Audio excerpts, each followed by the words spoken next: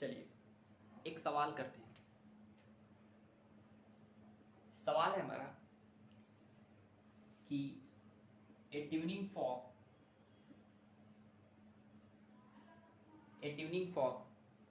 oscillates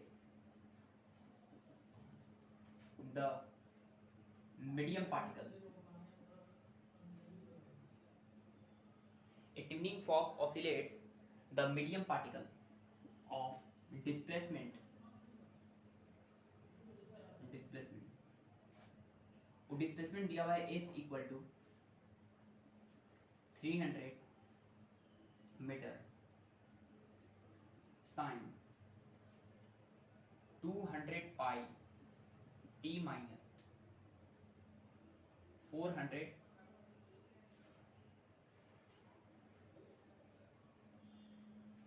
पाई x इतना दिया हुआ है। एक ट्यूनिंग फॉर्क जो है वो मीडियम पार्टिकल को ऑसिलेट करता है, जिसका डिस्प्लेसमेंट जो है पार्टिकल का वो दिया हुआ है इतना। फाइंड, जो भी सवाल बोला जाए उसका आंसर हमको बताना है। S note press, S note को बोलते हैं हम लोग डिस्प्लेसमेंट एम्पलीट्यूड।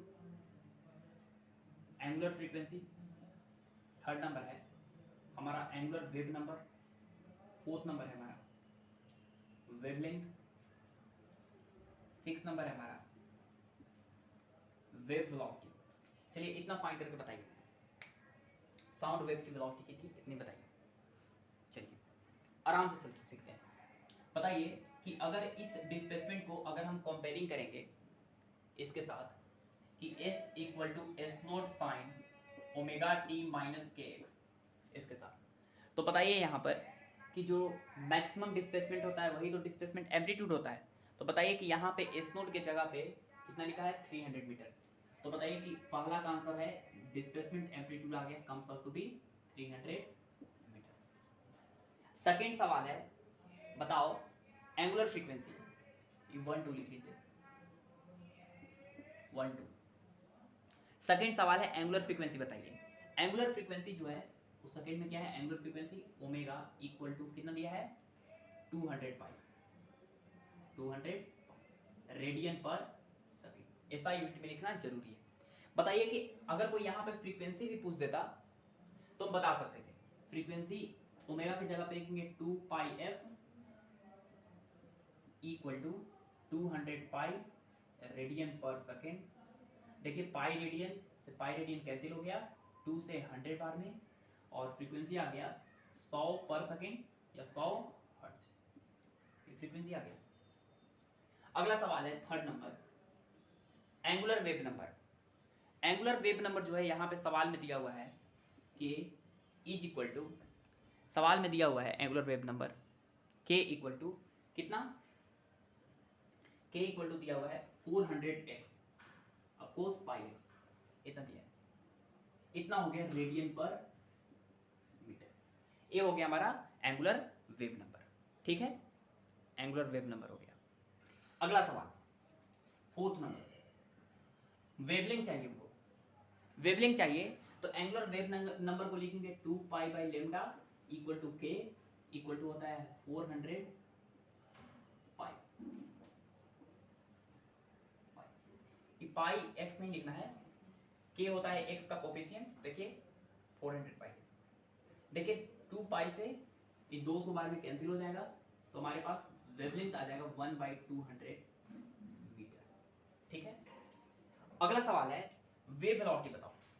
वेव वेलोसिटी अगर निकालना है तो उसको लेंगे lambda times F, lambda times F. Wavelength है हमारा कितना 1/200 इंटू एफ, फ्रीक्वेंसी कितना है ऑफ कोर्स 100 हर्ट्ज है, ये 2 बार में कैंसिल हो जाएगा, तो वेव वेलोसिटी आ गया 1/2 मीटर पर सेकंड। या वेव वेलोसिटी को एक और तरीके से हम लिख सकते हैं, velocity of wave equal to omega by k. Omega is coefficient of time, this is given at 200 pi upon k is coefficient of x, तो एक्स का कोफिशिएंट दिया है 400 पाई, ये 2 बार में कैंसिल आ गया 1/2 मीटर, ऐसे भी निकाल सकते हैं। ठीक है, चलिए इतना सवाल था। अगला सवाल लिखिए इसी में 7 नंबर। अगला सवाल लिखिए,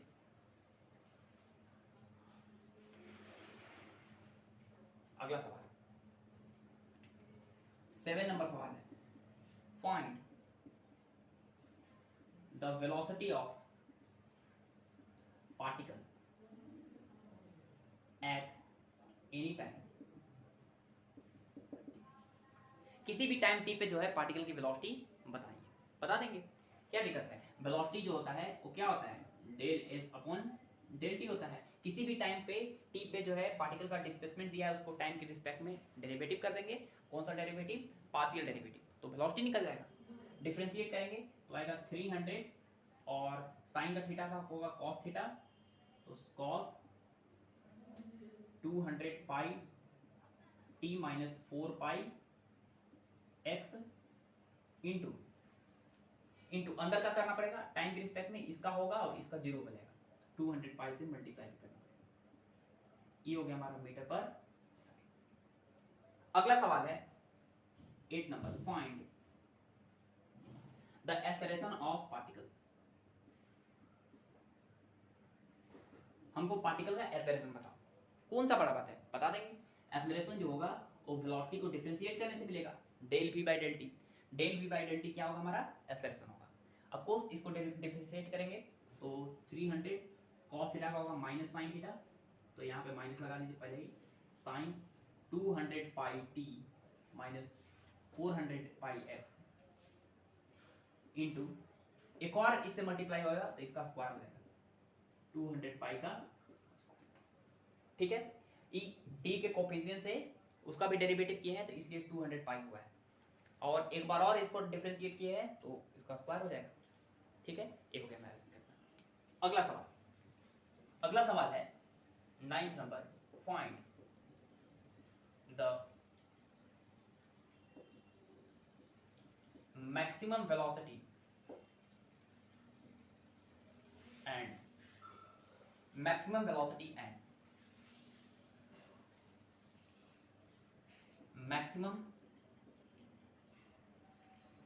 acceleration। ये सवाल है, फाइंड करना है मैक्सिमम वेलोसिटी और मैक्सिमम एक्सेलरेशन। तो मैक्सिमम वेलोसिटी क्या होता है, सबको पता होना चाहिए। Maximum velocity is equal to होता है s नॉट इंटू ओमेगा। बताइए डिस्प्लेसमेंट एम्पलीट्यूड कितना दिया है, cos 300 इंटू ओमेगा, ओमेगा दिया है 200 पाई टी। इसको मल्टीप्लाई करेंगे तो 6 पाई इंटू 10 का पावर 4 मीटर पर सेकंड। ये मैक्सिमम वेलोसिटी हो गया पार्टिकल का, ठीक है। अच्छा, और मैक्सिमम एक्सेलरेशन का फॉर्मूला क्या था, ओमेगा स्क्वायर एस नॉट, यही था। बताइए ओमेगा कितना है, अब कोस ओमेगा जो है 200 पाई है, उसका whole square into S naught जो है हमारा कितना दिया है 300 मीटर पर सेकंड,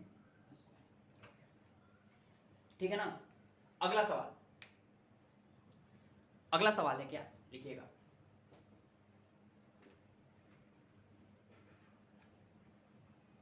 अगला सवाल है फाइंड 10th नंबर द वेलोसिटी ऑफ पार्टिकल,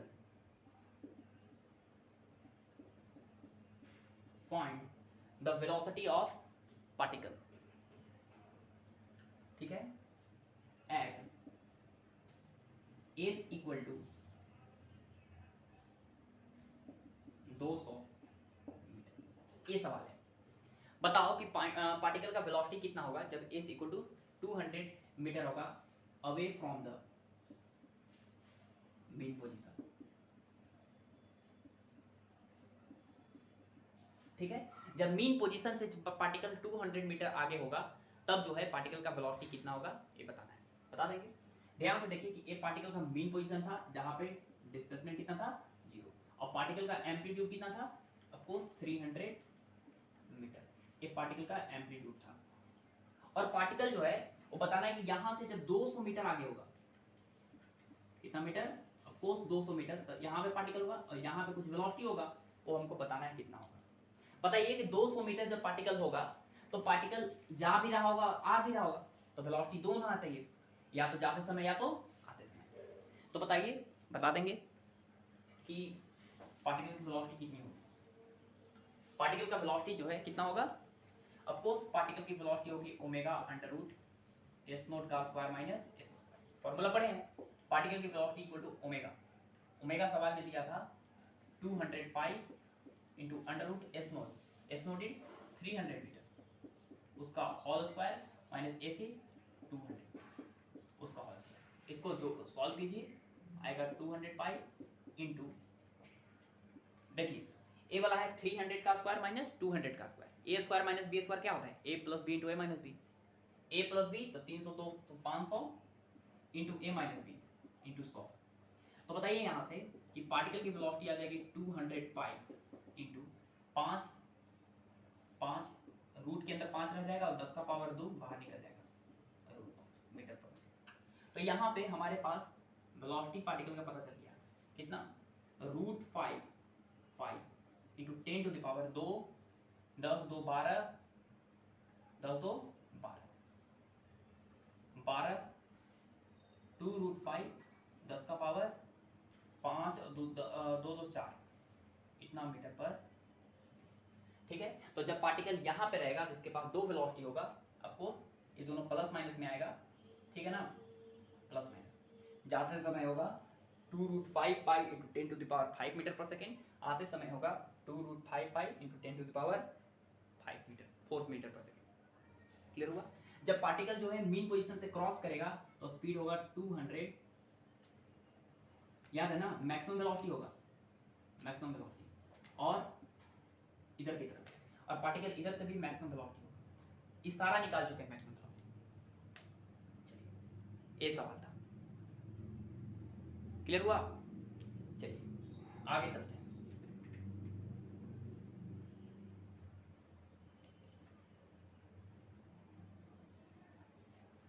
आगे चलते हैं, आराम से समझिएगा।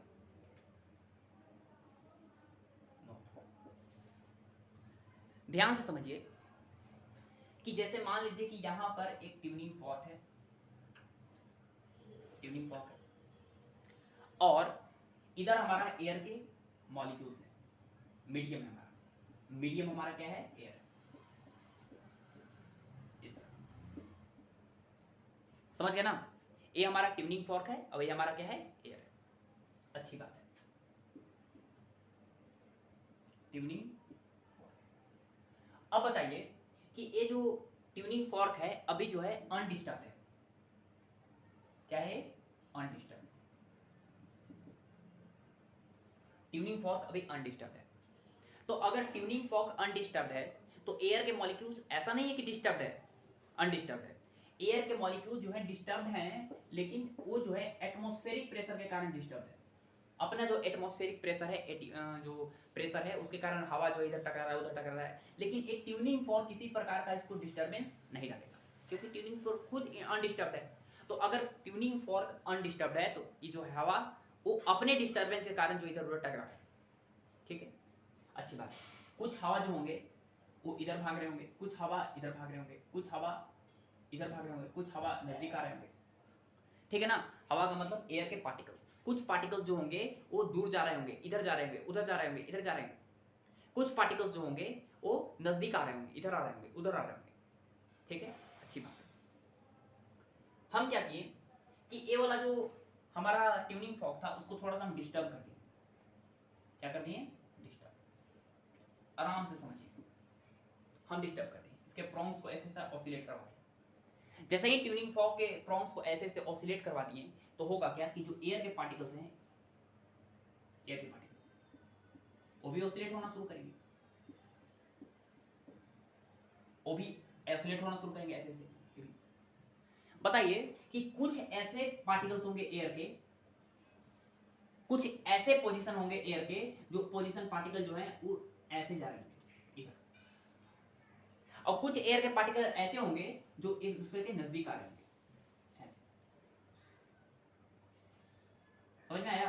डिस्टर्ब करने की वजह से कुछ पार्टिकल जो है एयर के वो क्या हो रहे होंगे? दूर जा रहे होंगे। कुछ एयर के ऐसे पार्टिकल्स होंगे, यहाँ पर हमको नहीं पता कौन से एयर के पार्टिकल्स होंगे, लेकिन कुछ एयर के पार्टिकल ऐसे होंगे जो नजदीक आ रहे होंगे, कुछ ऐसे एयर के पार्टिकल्स होंगे जो दूर जा रहे होंगे। देखिए ध्यान से कि ट्यूनिंग फॉर्क को ऐसे ऑसिलेट होने से क्या हुआ कि ए वाला एयर के पार्टिकल्स इधर गया, ए वाला एयर का पार्टिकल्स इधर आया, ए वाला एयर का पार्टिकल इधर गया, ए वाला पार्टिकल इधर आया। ध्यान से देखिए कि ए वाले जो लोकलाइज्ड रीजन है, ए वाले जो लोकलाइज्ड रीजन है, लोकलाइज्ड रीजन, इस वाले लोकलाइज्ड रीजन में जो एयर के जो पार्टिकल्स है, मीडियम के जो पार्टिकल्स है, उनकी डेंसिटी अचानक क्या हो गई, बढ़ गई। अचानक क्या हो गई, बढ़ गई। इस ट्यूनिंग फॉर्क के ऑसिलेट होने से क्या हुआ कि कुछ ऐसे एयर के पार्टिकल्स होंगे जो यहां पर नजदीक आ रहे होंगे, एक दूसरे को अप्रोच कर रहे होंगे। सारे एयर के पार्टिकल्स नजदीक आ रहे होंगे, तो बताइए कि सारे एयर के पार्टिकल्स जब नजदीक नजदीक आएंगे तो इस जगह पे एयर की डेंसिटी बढ़ेगी कि घटेगी? ऑफ कोर्स एयर की डेंसिटी क्या हो जाएगी, बढ़ जाएगी। तो यहां पर जैसे जैसे ट्यूनिंग फॉर्क को ऑसिलेट करेंगे वैसे वैसे एयर के पार्टिकल्स नजदीक आएंगे, और नजदीक आने से क्या हुआ कि इस वाले लोकलाइज्ड रीजन में, सब जगह नहीं, यहां पे जो हम घेरे हैं इतना दूर जो है देखा गया कि एयर की डेंसिटी बढ़ गई। यहां पे दिख रहा है एयर की डेंसिटी बढ़ गई है, ठीक है। अगर डेंसिटी बढ़ गई है तो density directly proportional to pressure होता है गैस का, तो प्रेशर भी क्या हो जाएगा, बढ़ गया। शुरुआत में यहां पे प्रेशर जो था वो पेटीएम था, लेकिन जैसे ही ट्यूनिंग फॉर्क को ऑसिलेट किए तो इस लोकलाइज्ड रीजन में हुआ क्या कि एयर के जो पार्टिकल्स थे, मीडियम के जो पार्टिकल्स थे, उनकी डेंसिटी जो है अचानक बढ़ गई। डेंसिटी अचानक बढ़ने से क्या हुआ, वहां पे प्रेशर भी क्या हो गया, बढ़ गया।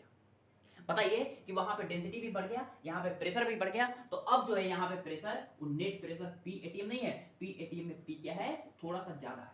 यहाँ पे प्रेशर थोड़ा सा क्या हो गया, बढ़ गया। समझ गया ना? ए वाला जो प्रेशर पी है इसको बोलते हैं हम लोग एक्सेज प्रेशर। और ये एक्सेज प्रेशर किसके कारण आया? ऑफ कोर्स ट्यूनिंग फॉर्क के वाइब्रेट करने की वजह से आया, साउंड वेव के प्रोपोगेट होने की वजह से आया। साउंड वेव जब प्रोपोगेट होगा तो एयर के पार्टिकल जो होंगे कुछ नजदीक आ जाएंगे, नजदीक आएंगे तो उस लोकलाइज्ड रीजन में क्या होगा कि डेंसिटी बढ़ जाएगी। डेंसिटी बढ़ जाएगी तो प्रेशर भी क्या हो जाएगा, ऑफ कोर्स बढ़ जाएगा। प्रेशर बढ़ गया तो इस तरह के जो पल्स है, इस तरह के पल्स का नाम होता है कंप्रेशन पल्स। कंप्रेशन पल्स, ठीक है। एक ऐसा पल्स, एक ऐसा लोकलाइज्ड रीजन जहां पे प्रेशर जो है वो ज्यादा हो एटमॉस्फेरिक प्रेशर से, डेंसिटी उसका ज्यादा हो एयर के मॉलिक्यूल्स का, मीडियम के मॉलिक्यूल्स का, तो उस तरह के जो पल्स होते हैं, उस तरह के पल्स का नाम क्या होता है? ऑफ कोर्स कंप्रेशन पल्स होता है, ठीक है। यहाँ पे प्रेशर पी एटीएम नहीं है, यहाँ पे pressure P ATM plus P है। यहाँ पे पी जो है पॉजिटिव भी हो सकता है, नेगेटिव भी हो सकता है। यहाँ पे प्रेशर पी है प्लस में, यहाँ पे प्रेशर बढ़ गया है। प्रेशर क्या हो गया है, बढ़ गया है। प्रेशर बढ़ गया है क्यों? क्योंकि डेंसिटी बढ़ गई, ठीक है। चलिए आगे चलते हैं, आगे चलते हैं। यहाँ एक ट्यूनिंग फॉर्क को तो हम ऑसिलेट कराए गए हैं, वाइब्रेट कराए गए हैं, तो ए वाला भी ट्यूनिंग फॉर्क जो है वाइब्रेट करना शुरू किया। जब ए वाला ट्यूनिंग फॉर्क वाइब्रेट करेगा तो कुछ एयर के पार्टिकल्स को भी ऐसे ऐसे वाइब्रेट करवाएगा, ऐसे। हर एक पार्टिकल्स अपनी जगह पे वाइब्रेट करेंगे, लेकिन हर एक पार्टिकल्स को वाइब्रेट करने में कुछ समय लगेगा। ये पिछले वीडियो में हम बता चुके हैं, ठीक है, अच्छी बात है। अब एक बात बताइए कि कुछ एयर के पार्टिकल्स होंगे, कुछ एयर के पार्टिकल्स होंगे, वो क्या हो रहे होंगे यहाँ पर कि एक पार्टिकल अपनी जगह से पोजीशन से दूर भाग रहे होंगे। क्या भाग रहे होंगे? दूर भाग रहे होंगे, दूर भाग रहे होंगे। यहाँ पे कुछ पार्टिकल्स होंगे वो नजदीक आ रहे होंगे, कुछ पार्टिकल जो होंगे उस लोकलाइज्ड रीजन के अंदर दूर भाग रहे होंगे। ऐसा थोड़ी ना है कि एक पार्टिकल जो है सब नजदीक आएगा। कुछ पार्टिकल जो होगा, मान लीजिए कि 3 पार्टिकल ही है, एक पार्टिकल, 2 पार्टिकल, एक 3 पार्टिकल। अब ए वाला पार्टिकल नजदीक आएगा तो ध्यान से देखिए, ए वाला जो पार्टिकल है इधर वाला, वो इससे तो दूर हो गया, बताइए, दूर हो गया। तो इसका मतलब है कि कुछ पार्टिकल जो होंगे वो अपने लोकलाइज्ड रीजन से दूर भाग रहे होंगे। बताइए, जब दूर भाग रहे होंगे तो यहाँ पे जो पार्टिकल्स है यहाँ पर आ गए, सारे के सारे पार्टिकल कहां पर आ गए? यहाँ पर। सारे के सारे पार्टिकल्स यहाँ पर आ गए, इधर भाग रहे हैं, दूर भाग रहे हैं अपनी मीन पोजीशन से। समझ में आ रहा है? ध्यान से देखिए कि यहाँ पे जो पार्टिकल्स है वो अपने मीन पोजीशन से दूर चले गए, तो इस वाले लोकलाइज्ड रीजन जो है, इस तरह लोकलाइज्ड रीजन, लोकलाइज्ड रीजन, ये वाले लोकलाइज्ड रीजन में डेंसिटी जो है वो अचानक घट गया। डेंसिटी अचानक क्या हो गया? घट गया। देखिए, सारे मॉलिक्यूल्स दूर चले गए, सारे मॉलिक्यूल्स जब दूर चले गए तो इस वाले लोकलाइज्ड रीजन के अंदर जो है डेंसिटी घट गया कि बढ़ गया? अब कुछ दिख रहा है डेंसिटी जो है घट गया। क्यों घट गया? क्योंकि सारे के सारे मॉलिक्यूल जो है वो कहां जा रहे हैं? एक दूसरे से दूर जा रहे हैं। जब एक दूसरे से दूर जाएंगे तो इस वाले लोकलाइज्ड रीजन में डेंसिटी घट जाएगी, और अगर डेंसिटी घट जाएगी तो density directly proportional to pressure होता है, तो प्रेशर भी हमारा क्या हो गया? घट गया। यहां पे जो प्रेशर है वो घट गया। पहले प्रेशर तो था वो एटमॉस्फेरिक प्रेशर था, अब प्रेशर जो है एटमॉस्फेरिक प्रेशर से कुछ क्या है? कम है। कुछ प्रेशर क्या है? ई प्रेशर जो है पी, वो आपस में क्या है? अपने में नेगेटिव है। नेगेटिव है इसका मतलब पता चल रहा है कि यहाँ पे प्रेशर पी एटीएम नहीं है, पी एटीएम से कुछ पी कम है। समझ गए ना? कुछ प्रेशर यहाँ पर क्या हो गया? घट गया है। और ये प्रेशर घट क्यों गया है? क्योंकि यहाँ पर ट्यूनिंग फॉर्क जो है इस तरह से ऑसिलेट किया, ऑसिलेट करने से कुछ पार्टिकल जो है दूर चले गए, कुछ पार्टिकल नजदीक आ गए, कुछ पार्टिकल नजदीक आ गए। इस तरह के यहाँ पे पल्स का नाम दिया गया है कॉम्प्रेशन पल्स। इस तरह के जो पल्स होते हैं जहां पे प्रेशर घट जाती है, डेंसिटी घट जाती है, इस तरह के पल्स को नाम होता है rare fraction pulse. Rare fraction, क्या नाम होता है? Rare fraction pulse. समझ गया ना? तो यहां पर ए वाला कॉम्प्रेशन पल्स है, ए वाला हमारा क्या है? Rare fraction. तो होता क्या है कि अगर कोई ट्यूनिंग फॉर्क जो होता है इस तरह से ट्यूनिंग फॉर्क, और यहां पर एयर के मॉलिक्यूल्स होते हैं, एयर के मॉलिक्यूल, तो होता क्या है कि जब ट्यूनिंग फॉर्क इस तरह का वाइब्रेट करता है तो कहीं पर एयर की डेंसिटी जो है, एयर के पार्टिकल की डेंसिटी बढ़ जाती है, तो उस तरह के पल्स का नाम कॉम्प्रेशन पल्स होता है। कहीं पर एयर की डेंसिटी घट जाती है, उस पल्स का नाम रेयर फ्रैक्शन पल्स होता है। यहाँ पे फिर से कॉम्प्रेशन पल्स बनेगा, फिर यहाँ पे रेयर फ्रैक्शन पल्स बनेगा, और compression rare fraction, compression rare fraction होते होते इस तरह से साउंड जो है आगे की तरफ क्या होता है? ट्रैवल करता है। इस तरह से साउंड आगे की तरफ क्या होता है? ट्रैवल करता है। क्लियर हुआ? इस तरह से, ठीक है। चलिए, तो ये था हमारा कॉम्प्रेशन पल्स और रेयर फ्रैक्शन पल्स। तो हमको दिख गया कि जो प्रेशर है वो एक्चुअल में पी एटीएम नहीं है, पी एटीएम से क्या है? कुछ कम है। ठीक है, चलिए आगे चलते हैं।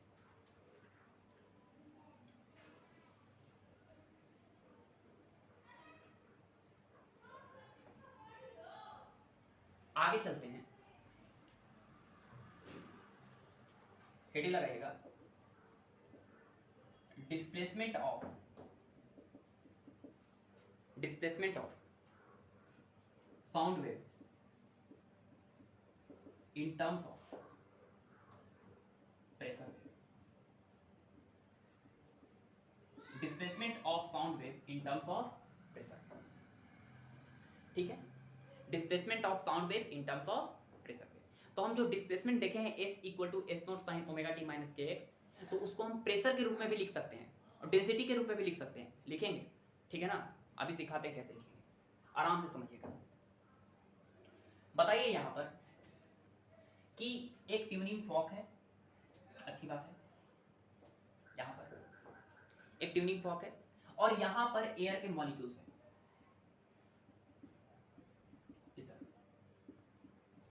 एयर के मॉलिक्यूल्स हैं।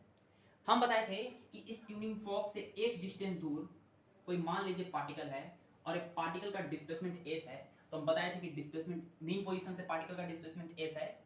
एस कहां है? Displacement from mean position, displacement from mean position. तो बताए थे S equal to S naught sine omega T minus, ये बताए थे। ये ट्यूनिंग फॉर्क जो है लगातार इस तरह का ऑसिलेशन क्रिएट कर रहा है इस तरह से, तो एयर के मॉलिक्यूल्स भी इस तरह से वाइब्रेट कर रहे हैं, जिसका डिस्प्लेसमेंट किसी भी टाइम टी पे और किसी पोजीशन एक्स पे जो है दिया हुआ है S equal to S naught sine omega T minus K X, और एक थीटा ऐड कर दीजिए इनिशियल फेज। अच्छी बात है। अब होगा क्या कि हमको यहाँ पे नहीं पता कि यहाँ पे जो प्रेशर है वो पी एटीएम तो होगा नहीं, पी एटीएम तो होगा नहीं। यहाँ पे जो प्रेशर होगा वो पी एटीएम प्लस क्या होगा? पी। यही जो पी है इसका नाम होता है हमारा एक्सेस प्रेशर। एक्सेस प्रेशर, ये जो पी है इसका नाम क्या है? हमारा एक्सेस प्रेशर है। ठीक है, अब ध्यान से देखिए कि यहाँ पे जो पार्टिकल्स हैं यहाँ पे एयर के, वो जो वाइब्रेट कर रहे हैं, तो हो रहा है क्या कि डिस्प्लेसमेंट इस तरह से पार्टिकल का हो रहा है, पार्टिकल का डिस्प्लेसमेंट इस तरह से हो रहा है। अब यहाँ पे जो प्रेशर है एक्सेस प्रेशर, ये भी जो है वेरी करता है, वेरी साइनोसुडली। बात है कि साइनोसुडली प्रेशर, ये जो एक्सेस प्रेशर है ये कैसे वेरी किया, अभी बता रहे हैं, आराम से समझिएगा। जैसे मान लीजिए कि यहाँ पर एक पार्टिकल था, वो s इक्वल टू 0 पे था, मीन पोजीशन पे, ठीक है, और यहाँ पर एक और पार्टिकल था, वो डिस्प्लेसमेंट था 0 पे। दो तो पार्टिकल का हम एग्जांपल ले रहे हैं, आराम से समझिए। एक पार्टिकल है s इक्वल टू 0 पे, एक और पार्टिकल है s इक्वल टू 0 पे। अब समझिए इनके दोनों का मीन पोजीशन पे। अब क्या हुआ कि अब ये जो पार्टिकल्स है वो वाइब्रेट करना शुरू किए, तो सबसे पहले पार्टिकल ए आगे जाएगा, ऐसे ये वाला पार्टिकल आगे गया, ए वाला पार्टिकल आगे गया और देख रहा है ए वाला पार्टिकल इधर आ रहा है। ध्यान से देखिए कि जब पार्टिकल ए इधर जाएगा और ए वाला पार्टिकल इधर आएगा तो डेंसिटी अचानक थोड़ी ना बढ़ेगा, डेंसिटी जो है अचानक थोड़ी ना बढ़ेगा, जैसे जैसे ये पार्टिकल नजदीक आएंगे आएंगे आएंगे आएंगे वैसे वैसे डेंसिटी भी क्या होगी, बढ़ते जाएगी। ठीक है, तो इसकी डेंसिटी भी क्या होगी, डिस्प्लेसमेंट भी बढ़ रहा है साइनसोइडली, तो इसकी डेंसिटी भी क्या होने वाली, बढ़ने लगी जब नजदीक आएंगे। डेंसिटी भी बढ़ते गई बढ़ते गई बढ़ते गई बढ़ते गई बढ़ती गई, तो यहाँ पर बोलेंगे कि प्रेशर भी क्या होता जाएगा, बढ़ते जाएगा। तो जैसे जैसे ये पार्टिकल जो मीडियम के नजदीक आएंगे दोनों, तो उसकी तरह डेंसिटी भी बढ़ेगी और पार्टिकल की प्रेशर भी बढ़ेगी। ठीक है, बढ़ते बढ़ते बढ़ते बढ़ते जब पार्टिकल सबसे ज्यादा यहाँ पर आ गए, यहाँ पर इसका एम्पलीट्यूड एस नोट हो गया और इसका भी एम्पलीट्यूड एस नोट हो गया, इस समय जो है पार्टिकल जो है सबसे ज्यादा डेंस है, हर एक पार्टिकल जो है उन जो है सबसे ज्यादा डेंस है, सबसे ज्यादा डेंस है, तो यहाँ पर प्रेशर भी जो है सबसे ज्यादा होगा, एक्सेस प्रेशर सबसे ज्यादा होगा और सबसे ज्यादा होगा, इसको बोलते हैं पी नोट। क्या बोलते हैं, पी नोट। इस पी नोट का नाम होता है प्रेशर एम्पलीट्यूड, प्रेशर, क्योंकि यहाँ पे पार्टिकल सबसे नजदीक है, पार्टिकल सबसे नजदीक है, तो यहाँ पर प्रेशर एम्पलीट्यूड सबसे ज्यादा है। अब क्या होगा समझिएगा, अब पार्टिकल जो है यहाँ से रिटर्न होगा, अब पार्टिकल जो रिटर्न होकर इधर जाएगा, ये वाला भी पार्टिकल रिटर्न होगा इधर जाएगा, अब पार्टिकल जाएगा दूर, जब पार्टिकल दूर जाएगा, जब पार्टिकल दूर जाएगा, इसको यहाँ पर बना देते हैं सर, अब एक पार्टिकल जो है वो इधर जा रहा है, अब क्या होगा कि जब पार्टिकल इधर जाएगा, तो ये तो मीन पोजीशन पे है s इक्वल टू 0 और ये भी s इक्वल टू 0 पे, अब जब पार्टिकल इधर जाएगा, तो पार्टिकल जाएगा जाएगा जाएगा जाएगा जाएगा जाएगा और ये हो गया हमारा s नोट, ये भी पार्टिकल चला गया इधर हो गया s नोट अपने मीन पोजीशन। जब मीन पोजीशन से पार्टिकल इधर आ गया एक्सट्रीम पोजीशन पे, तो इधर एक्सट्रीम पोजीशन पे, तो इस वाले लोकेलाइज रीजन में डेंसिटी घट गया कि बढ़ गया, अब कोस घट गया और डेंसिटी घट गया, यहाँ पे डेंसिटी लगातार घट रहा है, तो प्रेशर भी क्या हो रहा है, लगातार घट रहा है। यहाँ पर घटते गया घटते गया घटते गया घटते गया, यहाँ पे तो प्रेशर था कितना, यहाँ पे शुरुआत में प्रेशर था पी एटीएम, लेकिन जब पार्टिकल जो है नजदीक आ गए, तो यहाँ पर प्रेशर हो गया पी एटीएम प्लस मैक्सिमम कितना बढ़ गया pressure, P note maximum pressure है। लेकिन ये जब पार्टिकल बढ़ते गया, दूर जाते गया जाते गया जाते गया जाते गया जाते गया, तो ये पार्टिकल जो इस वाले लोकेलाइजेशन में अब प्रेशर पी नहीं है, अब पार्टिकल सबसे दूर है, सबसे दूर है, तो प्रेशर घट गया और यहाँ पर हो गया पी नोट, पी एटीएम से प्रेशर पी नोट क्या हो गया, घट गया, माइनस पी नोट बता रहा है कि यहाँ पे सबसे कम प्रेशर है, मिनिमम प्रेशर। तो जब पार्टिकल जो है वो एक्सट्रीम पोजिशन पे जाता है, तो अपने जो लोकेलाइज्ड रीजन होता है वहां पे डेंसिटी घट जाती है और सबसे ज्यादा प्रेशर कम हो जाता है। प्रेशर कितना कम हो जाता है, p ATM minus p note. और जब पार्टिकल मीन पोजीशन पे सबसे नजदीक आता है, तो इस वाले लोकेलाइज्ड रीजन में प्रेशर सबसे ज्यादा बढ़ता है और वो प्रेशर होता है P equal to P ATM equal to sorry P net equal to P ATM plus. यहाँ पे हमको पता चल रहा है कि जैसे जैसे पार्टिकल नजदीक आ रहा है वैसे वैसे डेंसिटी भी बढ़ रही है और प्रेशर भी बढ़ रही है। ठीक है ना, एक अचानक से थोड़ी ना बढ़ रहा है प्रेशर या डेंसिटी, जैसे जैसे नजदीक आ रहा है वैसे वैसे डेंसिटी और प्रेशर बढ़ रहा है। वैसे वैसे जब जैसे जैसे पार्टिकल दूर जाएगा वैसे वैसे भी डेंसिटी घटेगी और प्रेशर भी घटेगी, तो अचानक नहीं घटेगी, घटते घटते घटते घटते सबसे ज्यादा यहाँ पर घटेगा। ठीक है, तो उसी तरह यहाँ पर जैसे डिस्प्लेसमेंट जो है साइनसॉइडली वेरी करता है, इसी तरह इसका जो प्रेशर है P, वो भी एक्सेस प्रेशर भी जो है साइनसॉइडली वेरी करता है। ठीक है ना, साइनसॉइडली क्या करता है, वेरी करता है। ठीक है, तो यहाँ पे साइनसॉइडली कैसे वेरी करता है, तो याद रखिएगा यहाँ पे कि जो एक्सेस प्रेशर होता है P जो एक्सेस प्रेशर है, एक्सेस वो होता है हमारा P note sine omega T minus K X plus pi by 2, ये होता है एक्सेस प्रेशर। ये होता है हमारा एक्सेस प्रेशर जो इस ट्यूनिंग फॉर्क के वाइब्रेशन के दौरान जो सबसे ज्यादा प्रेशर जो है, प्रेशर किस तरह से वेरी किया, इसके अंदर बढ़ा घटा किस तरह से, ये होता है एक्सेस प्रेशर। साइनसॉइडली देखिए वेरी कर रहा है। और देखिए ध्यान से कि डिस्प्लेसमेंट से कितना डिग्री आगे है, 90 डिग्री आगे होता है। तो प्रेशर जो होता है एक्सेस प्रेशर, वो डिस्प्लेसमेंट से, मीडियम पार्टिकल के डिस्प्लेसमेंट से अहेड होता है पाई बाई 2। ठीक है, अच्छी बात है। ये वाला जो पी नोट है इसको बोलते हैं हम लोग प्रेशर एम्पलीट्यूड, प्रेशर एम्पलीट्यूड। ठीक है, अब बताइए कि ये जो P है उसका वैल्यू जो है कहां से कहां के बीच में लाई करेगा, of course minus p naught से लेके of course plus p note के बीच में। एक्सेस प्रेशर का मैक्सिमम वैल्यू होगा प्लस पी नोट और मिनिमम वैल्यू होगा माइनस पी नोट। अगर बात करते हैं कि नेट प्रेशर जो है उस मीडियम के अंदर वो किसके बीच में लाई करेगा, तो नेट प्रेशर होता है पी एटीएम प्लस पी। बताइए ए वाला रीजन जो है वो लाई कर रहा है माइनस पी नोट से लेके प्लस पी नोट के बीच में, तो टोटल नेट प्रेशर जो है वो लाई करेगा P ATM minus p naught से लेके p ATM this is minimum pressure, this is maximum pressure. ठीक है, समझ में आया ना? अच्छी बात है। अब बात करते हैं, इस पे एक सवाल करते हैं।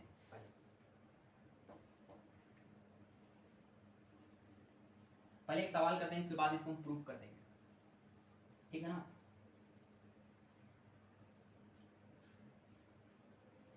सवाल करते हैं। सवाल है कि if excess pressure during the sound propagation in a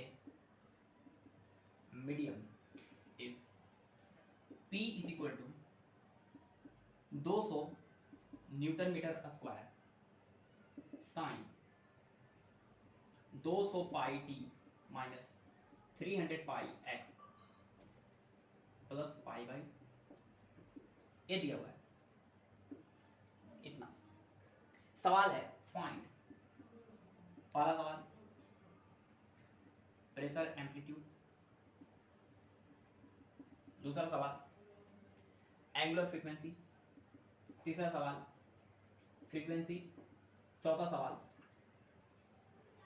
angular wave number, पांचवा सवाल वेवलेंथ। इतना ही सवाल फाइंड करो, ठीक है?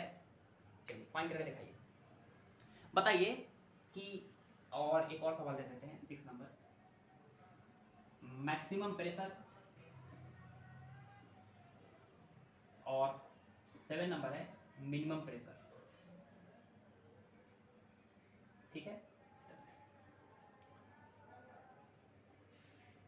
ये वाला सवाल है। चलिए बना देते हैं, आराम से समझिएगा। बताइए प्रेशर एम्पलीट्यूड यहाँ पे कितना दिया है, P equal to P naught, यही प्रेशर एम्पलीट्यूड है। पी नोट इक्वल टू कितना, 200 न्यूटन पर मीटर स्क्वायर। बी नंबर है कि बताइए एंगुलर फ्रीक्वेंसी। एंगुलर फ्रीक्वेंसी होता है टाइम का कोफिशिएंट, टाइम का कोफिशिएंट है कितना, 200 पाई। तो यहाँ पर एंगुलर फ्रीक्वेंसी हो गया omega equal to 200 pi radian पर। अच्छी बात है। यहाँ पर अगला जो है, अगला फ्रीक्वेंसी। फ्रीक्वेंसी निकालने के लिए ओमेगा इक्वल टू होता है 2 पाई एफ, 2 पाई एफ। बताइए यहाँ पे कि ये दिया हुआ है हमारे सवाल में 200 पाई, पाई से पाई कैंसिल, 2 से 100 बार में, तो हमारे पास फ्रीक्वेंसी आ गया 100 हर्ट्ज। फ्रीक्वेंसी कितना आ गया, 100 हर्ट्ज। इसका मतलब है कि साउंड जो है 1 सेकंड में 100 बार जो है ऑसिलेट कर रहा है, मीन पोजीशन को 100 बार ऐसे ऐसे क्रॉस कर रहा है। फ्रीक्वेंसी 100 हर्ट्ज का बता दिया ना है। अगला है D number, angular wave number के। के इक्वल टू होता है एक्स का कोफिशिएंट 300 पाई। अगला सवाल है रेडियन पर मीटर होता है। अगला सवाल है ई नंबर वेवलेंथ। तो बताइए कि के इक्वल टू होता है 2 पाई बाई लेम्डा, के होता है, और के सवाल में दिया हुआ है कितना, 300 पाई। बताइए पाई से पाई कैंसिल, 2 से 150 बार में कैंसिल, तो लेम्डा इक्वल टू हो गया 1/150 मीटर। ठीक है, और 6 नंबर सवाल क्या है समझिएगा। 6 नंबर सवाल है मैक्सिमम प्रेशर। तो याद कीजिए कि प्रेशर जो होता है, नेट प्रेशर, वो लाई करता है कितना, p ATM minus p naught से लेके p ATM plus p naught. तो this is minimum pressure, this is maximum pressure. तो मिनिमम प्रेशर जो है वो है p ATM plus minus p naught, minus p naught. P naught कितना था, पी नोट है हमारा 200, ये जो है मिनिमम है। और मैक्सिमम प्रेशर जो होगा वो होगा पी एटीएम प्लस 200। ठीक है, ये न्यूटन पर मीटर स्क्वायर, ये भी न्यूटन पर मीटर स्क्वायर। ठीक है, ये था हमारा सवाल। चलिए सीख गए होंगे, अगला सवाल करते हैं, आगे चलते हैं, सीखते हैं।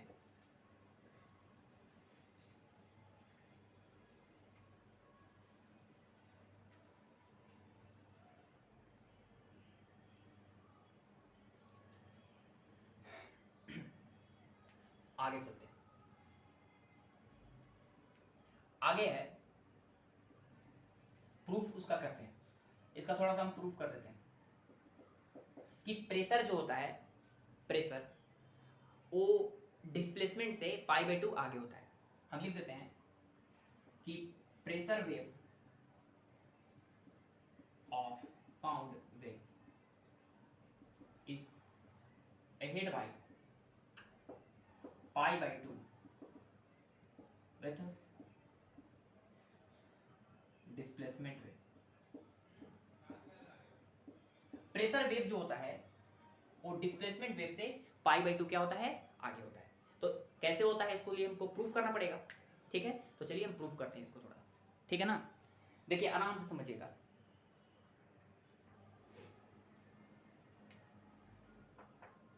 यहां पर मान लीजिए कि एक ट्यूनिंग फॉर्क है, आराम से समझिएगा, कोई जल्दीबाजी नहीं। इस तरह एक ट्यूनिंग फॉर्क है। अब यहां पर एयर के मॉलिक्यूल्स हैं बहुत सारे, यहां पे क्या है, एयर के इस तरह के मॉलिक्यूल्स, ठीक है। अब हम क्या करते हैं कि यहां पर एक एक्स डिस्टेंस दूर एक इमेजिनरी सिलेंडर कंसीडर करते हैं, ठीक है। एक इमेजिनरी सिलेंडर जो है यहां पर ऐसे मान लीजिए, ऐसा एक्चुअल में सिलेंडर होता नहीं है, हम ऐसे जो है ऐसा ही सिलेंडर जो हम कंसीडर कर रहे हैं इस तरह का, ठीक है। जो जिसका थिकनेस दिया है सवाल में dx, थिकनेस कितना दिया है dx, और एक इमेजिनरी सिलेंडर जो है इस तरह का हम एज्यूम किए, जिसका थिकनेस कितना है, अपोज हमारा dx है, ठीक है। चलिए आराम से समझिएगा। और इसका क्रॉस सेक्शन जो है हमारा सवाल में दिया है कितना, मान लीजिए इसको।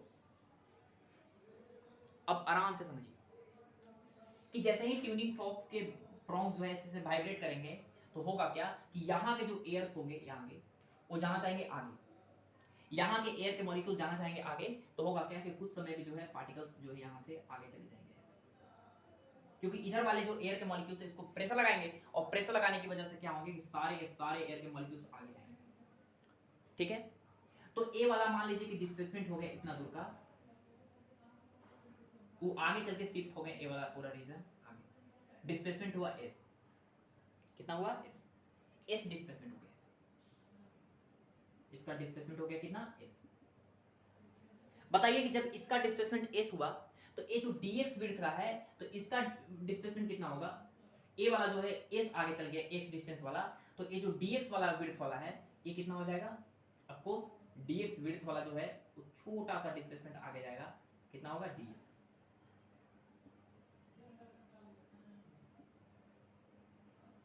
कितना चला गया, ए वाला डिस्प्लेसमेंट हो गया ds, ठीक है।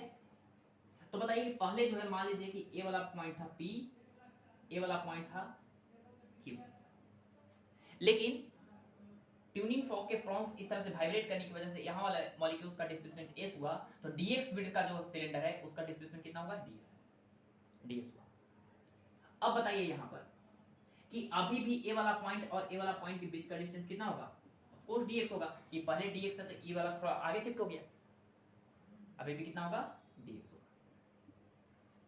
ध्यान से देखिए कि इसका वॉल्यूम जो है बढ़ गया है, वॉल्यूम क्या हो गया है, बढ़ गया।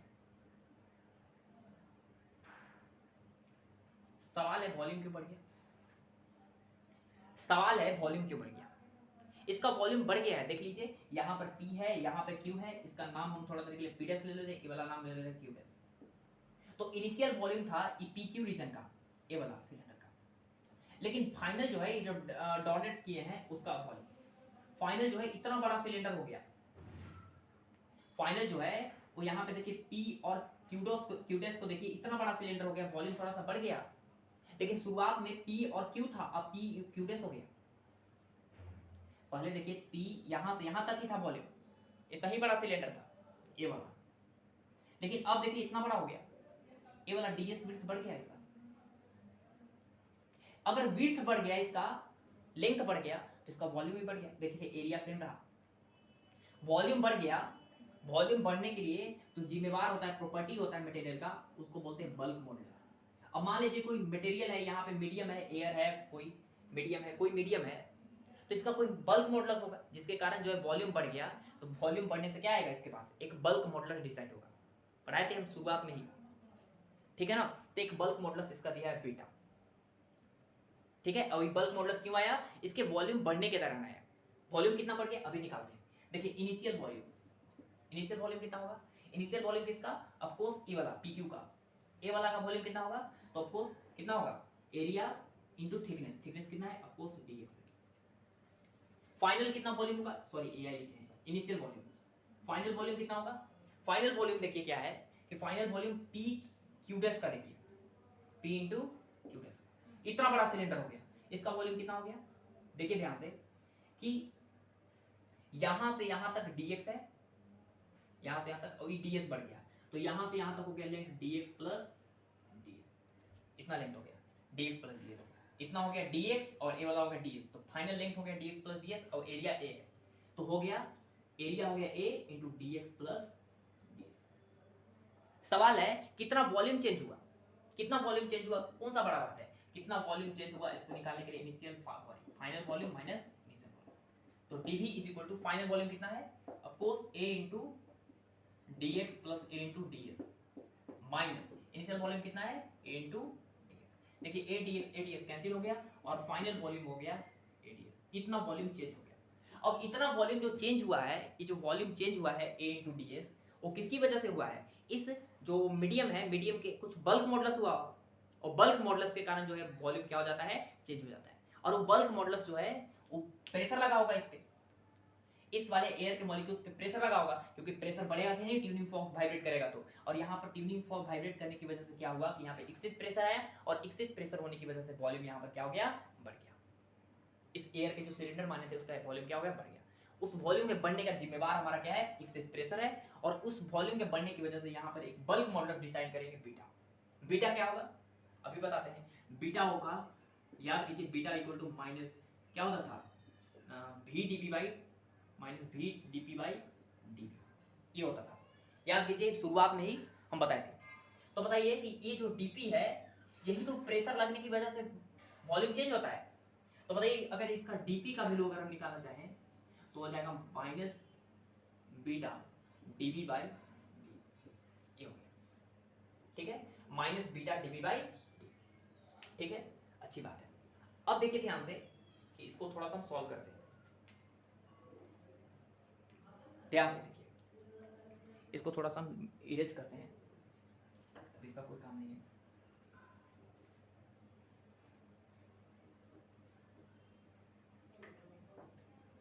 यहां पे समझिएगा कि dp is equal to minus beta into dv। dv कितना था? देखिए चेंज इन वॉल्यूम कितना आया? a इंटू ds, तो a into ds upon initial volume कितना था? a इंटू dx था। बताइए कि a से a कैंसिल, और हमारे पास जो dp आ गया वो आ गया minus beta ds upon ds, beta ds upon ds। यही जो dp है, इसी dp को हम लोग बोलते हैं एक्सेस प्रेशर। यही एक्सेस प्रेशर जो है वो बढ़ गया, ठीक है। और a जो है आपको याद कर लेना है, बीटा dp इक्वल टू होगा minus beta dp by sorry beta ds by dx, ठीक है। यही जो है हुआ, इतना ही प्रेशर जो है बढ़ गया, ठीक है ना, ट्यूनिंग फॉर्क के वाइब्रेट करने की वजह से। आगे चलते हैं। अब ये जो है थोड़ा सा हम निकालना चलते हैं कि कितना कितना जो है प्रेशर बढ़ गया, तो आराम से निकाल सकते हैं, आराम से समझिए। हमको जो है सबसे पहले ds अपॉन dx निकालना है। ds अपॉन क्या निकालना है? dx। तो सबसे पहले s निकालना पड़ेगा। तो बताइए s इक्वल टू, तो पता ही है, s not sine omega t minus kx plus theta. अगर हम ds अपॉन dx निकालें तो यहाँ पर t भी वेरिएबल है, x भी वेरिएबल है, तो ds अपॉन dx निकालना कोई बड़ा बात नहीं है। लेकिन हम यहाँ पे del s upon del x निकालेंगे, ठीक है ना। Del s upon del x क्या होगा? s नॉट साइन थीटा का होगा cos theta omega t minus k plus theta, और अंदर वाला का भी करना पड़ेगा। तो बताइए कि x के रिस्पेक्ट में किए है, तो x के रिस्पेक्ट में यहाँ पे माइनस k एक्स्ट्रा अंदर वाला का आएगा, तो del s upon del x आ गया कितना? Minus s naught minus. बताइए कि अगर हम एक्सेस प्रेशर निकालना चाहते हैं, कि dp को हम लिख रहे हैं एक्सेस प्रेशर, dp को हम p एक्सेस लिख रहे हैं, इक्वल टू कितना है? Minus beta ds upon dx को निकाल चुके हैं कितना? s नॉट इंटू माइनस के, s नॉट इंटू माइनस के cos omega t minus kx plus theta. बताइए कि माइनस माइनस प्लस हो गया और जो एक्सेज प्रेशर आ गया मेरे पास वो आ गया beta K S not, beta K S not cos omega T minus K X plus, ये हो गया हमारा एक्सेस प्रेशर का। अब ध्यान से देखिए कि जो बीटा के एस नोट लिखा हुआ है यहाँ पर, इसको हम पी नोट बोल देते हैं, पी नोट, पी नोट मतलब प्रेशर एम्पलीट्यूड, और कॉस को ऐसे लिख देते हैं sine omega T minus K X plus theta plus pi by 2। Sine 90 plus theta comes out to be cos theta, ये हो गया हमारा प्रेशर। देखिए ध्यान से कि जो एक्सेस प्रेशर है वो डिस्प्लेसमेंट वेव से कितना डिग्री आगे है, पाई बाई 2 फेज आगे।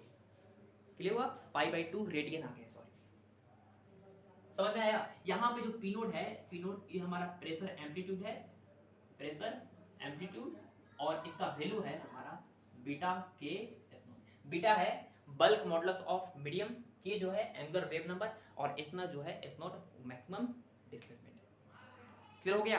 चलिए, तो प्रूफ कर दिए कि pressure wave of sound wave is ahead by pi by 2 with displacement wave. ठीक है, आगे चलते हैं। अब इस पे कुछ सवाल करते हैं, ठीक है ना? ये जो प्रेशर आया है, pressure amplitude beta K S note, वो आपको याद रखना है, ठीक है ना? वो आपको याद रखना है। याद करने का तरीका बताते हैं, ठीक है?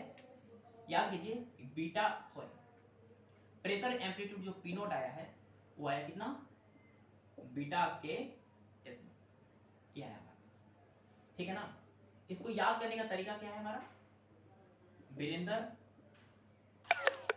कुमार सिंह, वीरेंद्र कुमार सिंह याद रखिएगा, बस वीरेंद्र कुमार सिंह याद हो जाएगा, ठीक है? चलिए, समझ में आया ना? तो बताइए कि नेट प्रेशर जो था, नेट प्रेशर वो याद कीजिए क्या था, नेट प्रेशर वो था पी एटीएम से लेके माइनस पी नोट से लेके p ATM plus p note के बीच में लाई कर रहा था, याद कीजिए। तो बताइए कि नेट प्रेशर जो होगा वो पी एटीएम से लेके माइनस पी नोट कितना है, of course beta K S note से लेके p ATM plus p naught कितना है, of course beta K S note, इसके बीच में क्या होगा, ठीक है? चलिए, तो ये कोई याद करने वाला चीज नहीं है, हम ऐसे ही बता दिए, समझ गए ना? अच्छी बात है।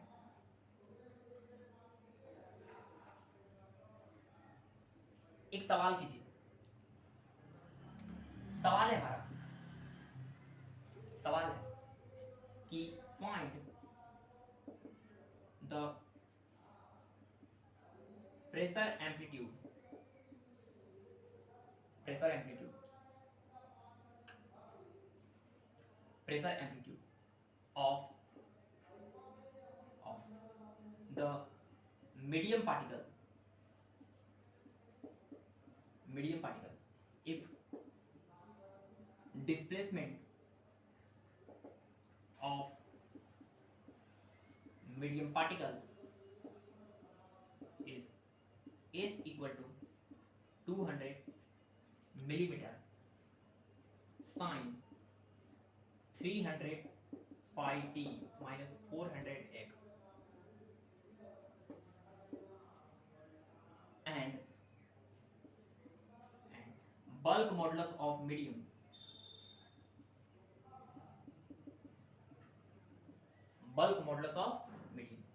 is beta equal to 1.4 into 10 to the power 6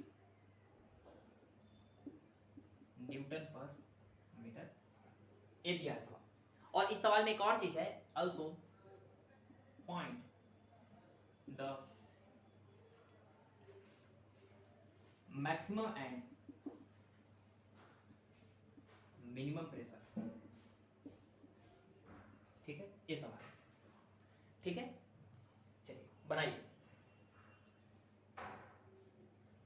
आराम से समझिएगा। Find the pressure amplitude of the medium particle if displacement of medium particle is this। बताइए कि मीडियम पार्टिकल का डिस्प्लेसमेंट दिया है 200 मिलीमीटर साइन 300 पाई टी माइनस 400 एक्स।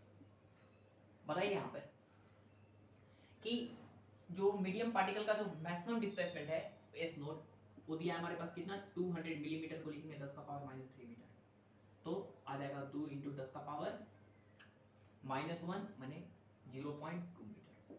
ये हो गया हमारा S note maximum displacement.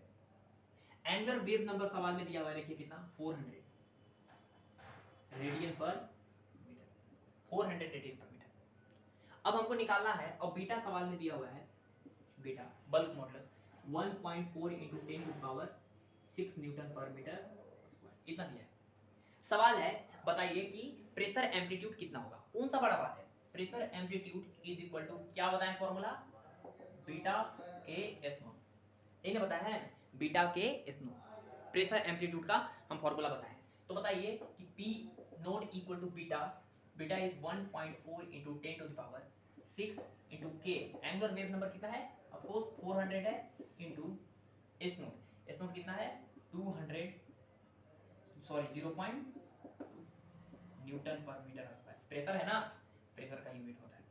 Solve कीजिए इसको, कितना होगा, देखिए 4 2 जा 8 0.8 14 1.4 इंटू 0.8 इंटू 10 का पावर 6 और 10 का पावर 2 10 का पावर 8 न्यूटन पर मीटर स्क्वायर। तो पी नोट इक्वल टू हो जाएगा बाई 10 बाई 10,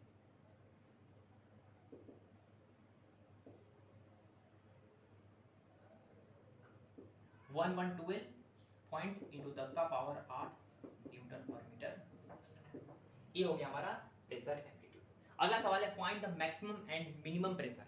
मैक्सिमम प्रेशर कितना होगा, तो मैक्सिमम प्रेशर जो होगा वो होगा P ATM plus p note, और पी एटीएम होता है 1.01 गुने 10 का power 5 pascal plus p naught कितना है 1.12 इंटू 10 का पावर 8। इसको जोड़ दीजिए, हमारा आंसर आ जाएगा। उसी तरह मिनिमम प्रेशर कितना होगा, मिनिमम प्रेशर होता है p ATM minus p naught, P ATM है 1.01 इंटू 10 का power 5 minus p naught, P naught कितना है, ऑफ कोर्स पी नोट है 1.12 इंटू 10 का पावर 8। ये हो गया हमारा मिनिमम प्रेशर। क्लियर हुआ, अच्छी बात है। अगला सवाल में यही में है कि find the equation of pressure wave. तो अगर इक्वेशन ऑफ प्रेशर वेव अगर कोई पूछे, तो इक्वेशन ऑफ प्रेशर वेव क्या लिखेंगे, इक्वेशन ऑफ प्रेशर वेव लिखेंगे, इक्वेशन ऑफ प्रेशर वेव क्या लिखेंगे, P is equal to P naught sine omega T minus K X plus कितना होता है पाई बाई, अब ई वाला तो सेम रहता है, बस पाई बाई 2 ज्यादा रहता है, तो ये वाला तो मिटा दिए हैं। आप जो है लिख के देख लीजिएगा कितना लिखे थे हम, पी नोट कितना आया, पी नोट आया हमारे पास 1.112 इंटू 10 का पावर 8 न्यूटन पर मीटर स्क्वायर, और sine 90 plus theta cos theta, अभी लिख लीजिएगा कितना लिखे थे 200 sir pi T minus 400 X था प्लस। तो ये हो गया हमारा प्रेशर वेव का इक्वेशन। ठीक है, चलिए आगे एक सवाल और करते हैं।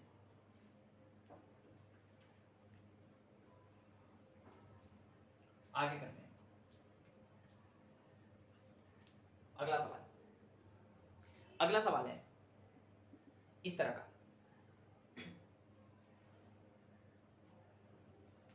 अगला सवाल है कि find the bulk modulus of, find the bulk modulus of medium if pressure amplitude, displacement amplitude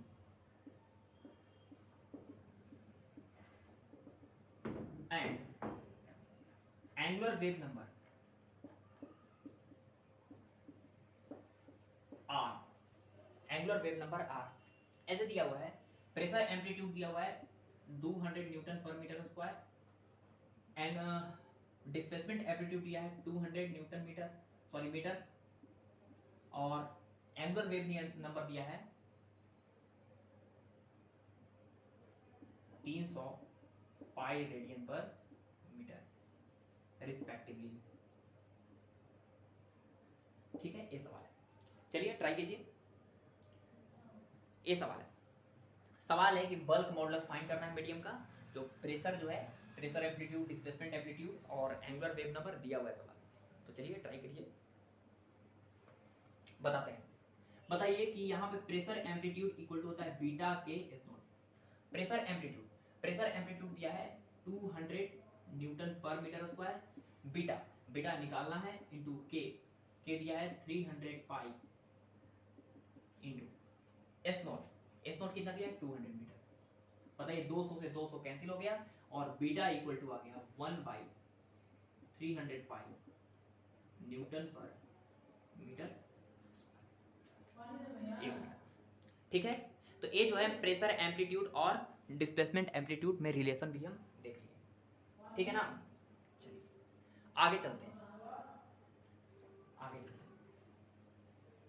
ये तो हम प्रेशर एम्पलीट्यूड और डिस्प्लेसमेंट एम्पलीट्यूड में जो है हम थोड़ा रिलेशन तो देख ही लिए, लेकिन आगे थोड़ा सा हम रिलेशन बताना चाहते हैं कि प्रेशर वेव और डिस्प्लेसमेंट वेव जो है वो ग्राफिकली किस तरह से रिलेटेड होते हैं। थोड़ा सा हम समझाने वाले हैं, थोड़ा फील कराने वाले हैं इससे। ठीक है, तो देखिएगा रिलेशन बिटवीन और भी ग्राफिकल रिलेशन, ठीक है ना। रिलेशन का मतलब graphical relation between pressure wave and displacement wave in sound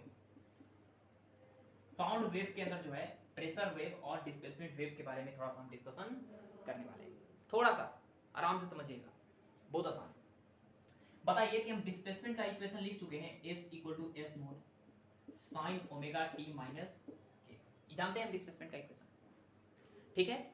ये डिस्प्लेसमेंट का इक्वेशन जानते हैं, अच्छी बात है। बताइए प्रेशर का इक्वेशन भी जानते हैं, प्रेशर इक्वल टू डिस्प्लेसमेंट से 90 डिग्री आगे था, तो याद कीजिए प्रेशर था P note cos omega T minus के, आगे था। अब थोड़ा सा हम जो है इन दोनों का ग्राफ बनाने वाले हैं, लेकिन टाइम t इक्वल टू 0 पे टाइम फिक्स कर रहे हैं। टाइम t इक्वल टू 0 पे देखने वाले हैं कि प्रेशर जो है और प्रेशर और डिस्प्लेसमेंट किस तरह से एक दूसरे के साथ रिलेटेड है, इसके बारे में थोड़ा सा जानने वाले हैं। तो जब टाइम 0 फिक्स करेंगे तो डिस्प्लेसमेंट कितना होगा, जब टाइम 0 डालेंगे तो omega into 0 omega minus K x, sign minus theta क्या होता है, of course minus sine theta, तो माइनस साइन के एक्स हो जाएगा, तो माइनस एस नॉट साइन के एक्स, अच्छी बात है। उसी तरह t इक्वल टू 0 पे प्रेशर कितना होगा, t 0 डालेंगे तो cos माइनस के ऑफ कोर्स cos के cos minus theta cos theta होता है, ठीक है। ये जो है हम डिस्प्लेसमेंट और प्रेशर देख लिए t इक्वल टू 0 पे। अब दोनों का ग्राफ बनाने वाले हैं। ये जो है s equal to minus sine theta का समथिंग ग्राफ है और p equal to cos theta graph है, आराम से समझिएगा।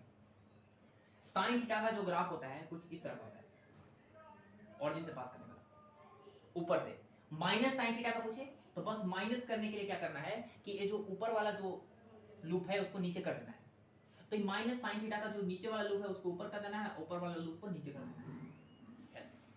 ये जो है ऑफ कोर्स y बराबर माइनस साइन थीटा का ग्राफ होता है और ऊपर वाला y बराबर साइन थीटा, ठीक है। इस सबको पता होना चाहिए। तो हम क्या करने वाले हैं कि साइन थीटा का ग्राफ बनाने वाले माइनस साइन थीटा का, तो बनाते हैं, समझिएगा। ये हो गया हमारा ऐसे माइनस साइन थीटा का ग्राफ बनाना है, तो थोड़ा इस तरह का बनेगा,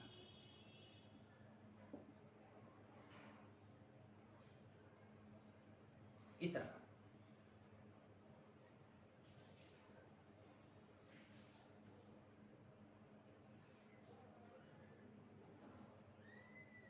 इस तरह का, ठीक है।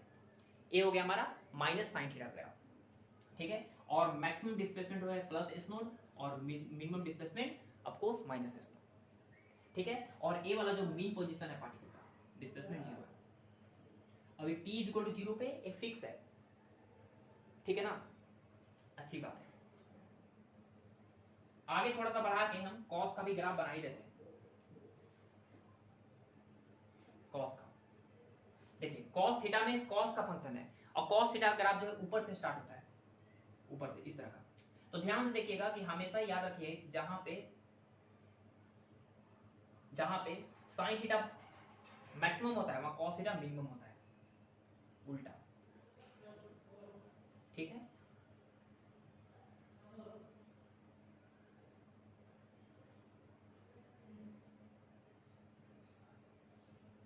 थोड़ा सा ग्राफ बनाने में समय लगेगा, लेकिन कोई बात नहीं, इस तो कुछ समझाना चाहते हैं, आराम से समझिएगा, ठीक है।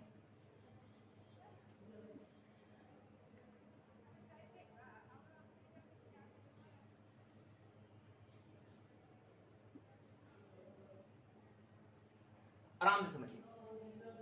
देखिए cos थीटा जो होता है वो sin थीटा का जस्ट अपोजिट होता है। जहां पे cos थीटा मैक्सिमम होगा वहां sin थीटा मिनिमम होगा। तो यहाँ पे sin थीटा मिनिमम है तो cos थीटा मैक्सिमम होना चाहिए।